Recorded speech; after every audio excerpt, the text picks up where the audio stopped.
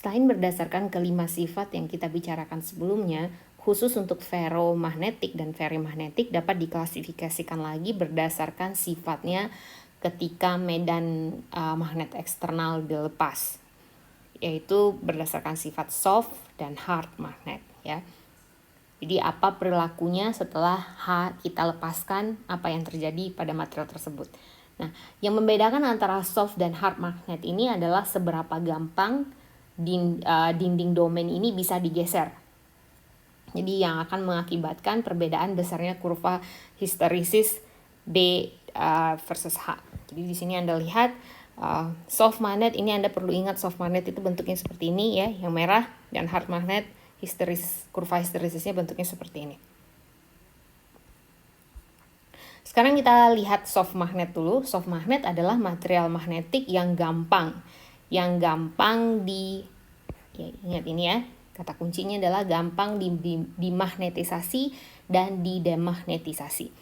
Ini akan berguna pada aplikasi yang mengharuskan terjadinya siklus magnetisasi dan demagnetisasi yang berulang-ulang, seperti pada transformer, induktor, dan elektrik motor, ya, motor elektrik. Seperti yang digambarkan sebelumnya ya. Ya, kalau Anda masih ingat ini kurva.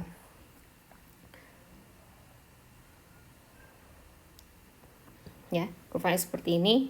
Anggap aja ini kurvanya bagus ya. Jadi ini B di sini, ini H. Jadi untuk soft magnet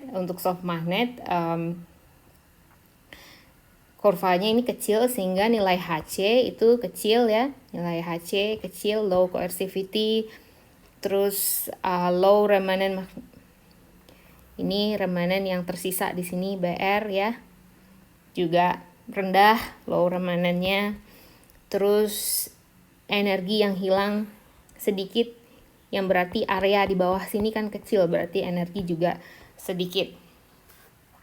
Terus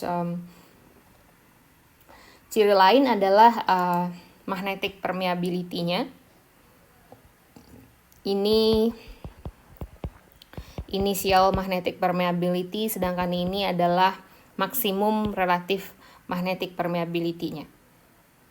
Jadi ini dua-duanya harus besar ya. Nanti kita bahas di slide selanjutnya. Ya, ingat magnetic permeability adalah besaran medan magnet yang dihasilkan per unit H yang diberikan. Ini rumusnya ya. Magnetic permeability. Jadi kalau permeability-nya tinggi, dia gampang termagnetisasi dan juga diberi sifat magnet dan dibuang sifat magnetnya juga gampang. Makanya ini cocok untuk soft magnet. Jadi soft magnet itu magnetic permeability-nya tuh harus tinggi. Dia harus gampang dimagnetisasi dan juga didemagnetisasi. Jadi dari kurva B versus H kita dapat mengukur magnetic permeability atau mu E dengan mengambil slope dari titik O. Ya. Kita ambil titik O terus kita tarik ke sepanjang garis yang hijau ini. Ya. Kita bisa aja nyari di sini ya, boleh ya. Nah, di sepanjang garis yang hijau ini ditemukan slope dengan terbesar adalah di titik P ini, ya. Karena kalaupun Anda ambil yang di pojok sini misalnya, yang di pojok sini slope-nya akan lebih rendah daripada yang di titik P. Jadi maksimum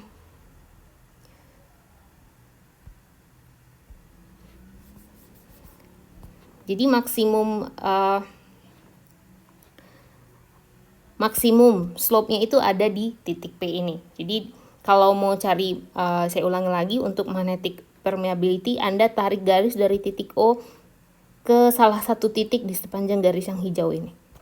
Nah, ternyata yang paling besar slope-nya itu ada di titik P. Nah, kalaupun Anda misalnya cari yang di sini, ini tuh lebih rendah daripada yang di titik P karena slope-nya itu seperti ini. Ya. Jadi sehingga slope di titik P ini disebut sebagai maksimum relative permeability.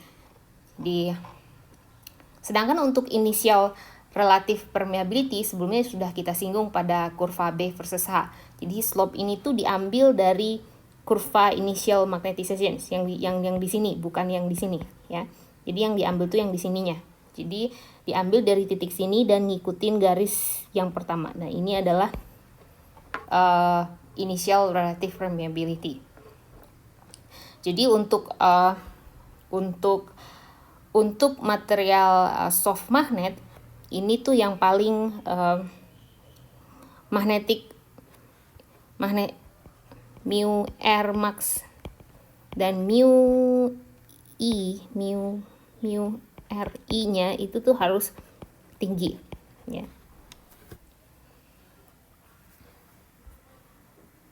Oke, nih diskusi di sini.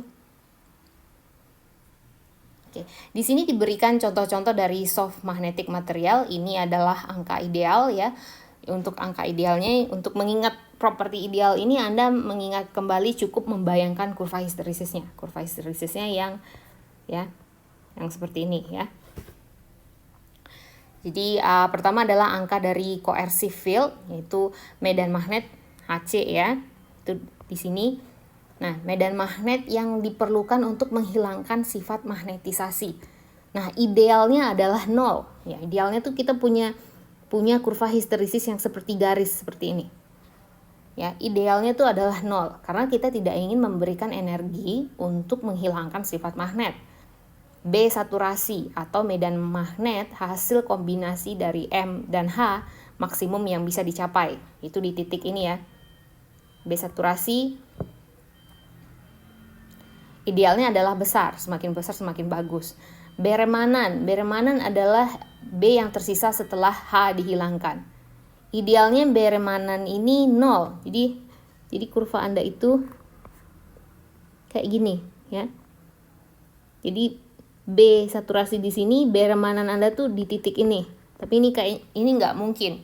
Tapi idealnya adalah 0 karena setelah kita lepas H, kita pengen dia pergi ke titik 0. B-nya sama dengan 0. Terus jadi kita tidak pengen ada sifat magnet yang tersisa setelah kita lepaskan H-nya.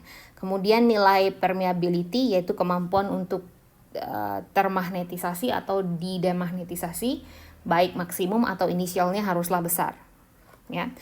Lalu terakhir adalah WH yang merupakan area di bawah kurva histerisis yang mendandakan banyaknya energi yang hilang pada saat siklus magnetisasi dan demagnetisasi. Jadi idealnya adalah 0. Memang garis seperti garis inilah histerisis kurva histerisisnya soft magnet ya. Nah, energi yang hilang ini berhubungan dengan panas yang dihasilkan oleh Joule heating. Jadi kalau konduktivitas panas dari material tersebut tinggi, maka makin banyak energi yang hilang. Jadi untuk soft magnet itu lebih baik yang konduktivitas termalnya rendah. Jadi di sini beberapa kali disebutkan kalau resistivity-nya berarti ini lebih banyak sering disebut di sini masalah resistivity ya, yang berhubungan dengan energi yang hilang. WH. Jadi kurva soft magnet itu ya idealnya tuh seperti ini, garis lurus kecil seperti ini. Contoh-contoh aplikasi bisa Anda dilihat di sini. Salah satunya adalah magnetic recording ya, yang dipakai untuk menyimpan data di komputer. Di sini yang dipakai adalah soft magnet karena dipakai untuk membolak-balikan magnetic moment, apakah disimpan dalam bentuk 1 atau 0 ya. Jadi untuk magnetic recording kita pakainya soft magnet. Contoh soft magnet adalah besi dengan 2-4% silikon ya. Ya, ini banyak dipakai pada mesin-mesin yang bekerja dengan magnet seperti transformer, generator, motor elektrik ya. Di sini diberikan silikon adalah untuk meningkatkan resistivitasnya sehingga nilai WH ini bisa dikurangi. Walaupun demikian nilai WH-nya itu masih cukup tinggi dibanding yang lain ya. Ini nilai WH-nya. Dan yang spesial dari silicon iron ini adalah nilai B saturasinya nih.